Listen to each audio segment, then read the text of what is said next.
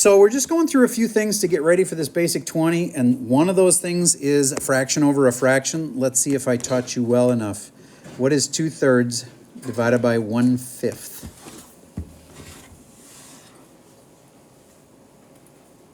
Ooh. Oh, it's not a cell phone. Fake me out. All you have to do to make the teacher think you have a cell phone is put your hand in your lap and like look down in your lap every now and then.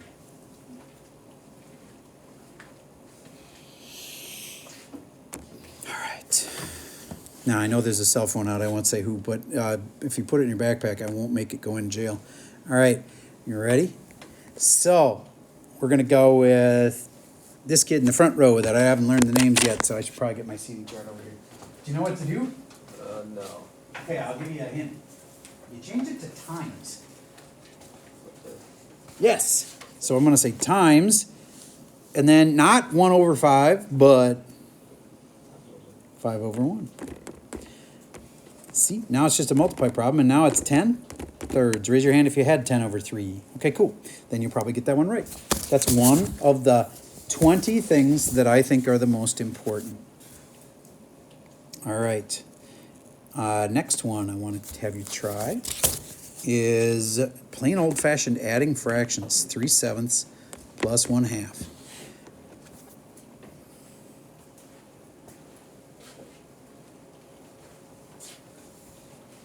I'm not sure exactly what I'm supposed to do with the denominators. I would just always multiply them. I know when you were taught this, you were taught some fancy ways to find, good denominators. But in my world, if you just times the 2 by the 7 and the 7 by the 2, it'll be 14, right? It'll always be the same if you just multiply them by each other. Okay? So there, they're both 14. But do I just get the times the bottom by 7? No, I times the top by the same exact thing. See what I just did there? So this becomes 6/14. This becomes 7/14. And now it's super easy. It's just 6 plus 7 is 13/14. Process that, please. How many of you had that before I even said it? All right, there's a few of you that had that one down, but do you get how to do that? You just multiply by the other denominator, and look, it'll always have to be the same denominator, common denominator. And then if you multiply by one thing on the bottom, you got to multiply by the same thing on the top. All right, so let's practice that one more time. 2/3 plus 1/5. You need a common denominator. Hint, it's going to be 15.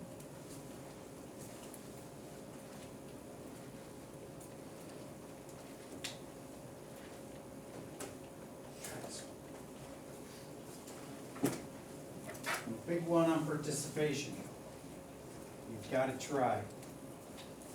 I'll give you time at the end to rest, but you got to try. All right. Did you times by 3 here and 3 here and 5 here and 5 here? Raise your hand if you were on the right track. Okay, good. You should have got 10/15 and 3/15. And then you just add the tops, 13/15 who had the right final answer. And we're almost everybody on board. Okay, good. All right, so the next one is another basic algebra thing. If I'm graphing 2, 3, do I go right and left first, or do I go up and down first? Don't say it. I want you to just sketch where 2, 3 is. And put marks on here, Just make sure you know where 2, 3 is, because if you do this backwards, there's usually 2 or 3 kids that have got it backwards. All your graphing problems are going to be screwed up. All right, did you know that we go, I like to call this over instead of right or left, because it depends. If it's negative, I'm going left. So I go over 2 and up, and I will automatically understand it. If it's negative, that would be down, right? So over and then up. Over 2, up 3. It should have been there. I know it may feel insultingly easy, but there's usually 2 kids out of a group this size where they have it backwards in their head, and I want to fix it, okay? All right, next one. Distributing you already got. This one usually gets a bunch of people. 5x minus 1. If I had to graph it, can you name 3 points that are on it? I put them in a little list like this. 3 points that are on it.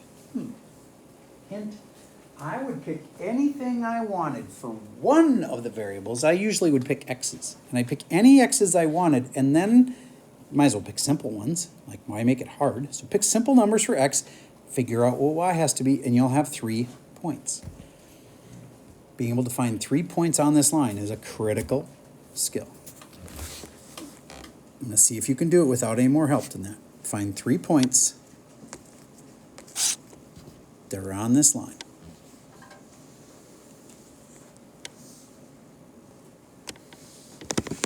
Okay, if you're like, I don't know what you're talking about, then put in a 0, and then you go see what would I get if I put in x is 0. 5 times 0 minus 1. Y equals 0 minus 1. Y equals -1. 0, -1 is a point that is on this line. Do you get what I mean now? You just pick any number you want, stick it in, and see what you get. I got that point. That point is on this line. That is a critical skill. You ask any math teacher, they'd be like, well, they got to be able to do that. And yet, I honestly think if I would have just given you this question without any more help, most people would have said, I don't know. And this is huge. This is like basic algebra. Now, I know some of you picture yourself being like an engineer or something that involves math in the future, and that's absolutely, like in the cards. You can still be an engineer, but you can't be unless you can do basic algebra. There's no way. You got to be able to do basic algebra here. So at this point, if you want to keep things like engineer, doctor, anything that's going to involve like a sciencey related career, you got to get these things down. So I'm talking to two different groups though, because see, I know some of you, you're going to be like, yeah, I'm not going to be any doctor. There's no way. I hate math and I don't like this stuff. And okay, well, I'll give you another reason to care. Besides, if you want to be a doctor or a scientist or, something that involves heavy duty math. When you go to college, they make you take some level of math. Unless you're going to art school or something, you're going to take some level of math. You have to pass an absolute minimum math. And they call it college algebra, but it's not algebra at all. It's actually pre-calc, okay? So you have to get through pre-calc to get pretty much any 4-year degree nowadays. If you're going to get a 4-year degree, you're going to get through pre-calc. To get through pre-calc, you have to know these things, okay?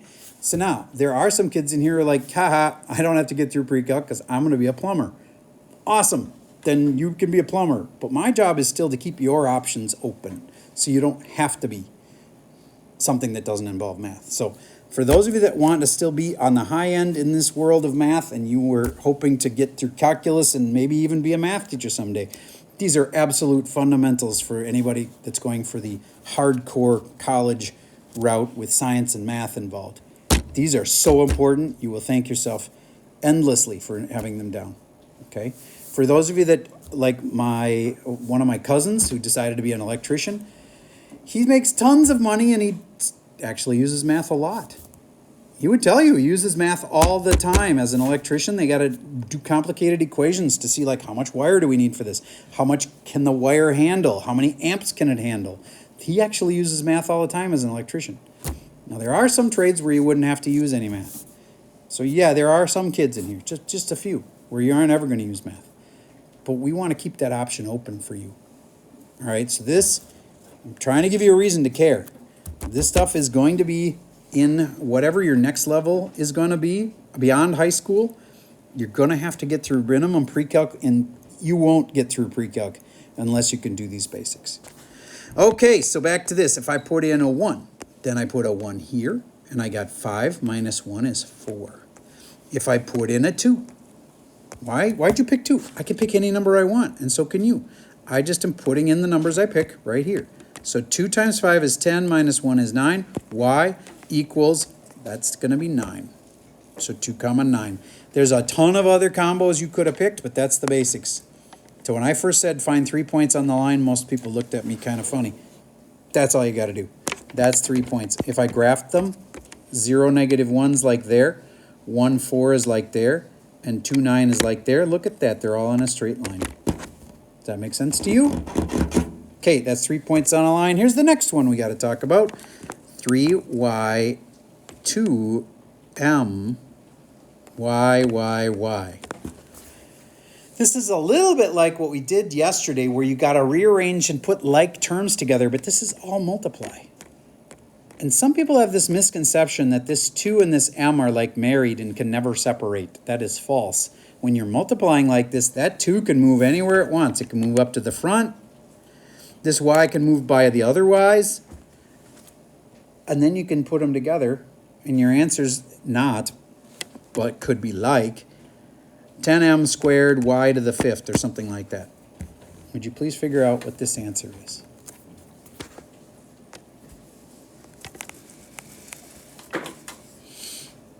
Okay.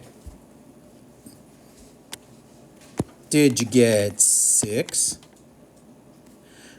Y to the, there's 3 of them there, plus 1 of them here makes 4. Y to the 4th, and then the m. And it doesn't matter, the m could be first. You could totally put the m in between the 6 and the y if you wanted. There's only one m though, so that would be just m. You could put m to the 1. Who would have had that one right? Okay, good.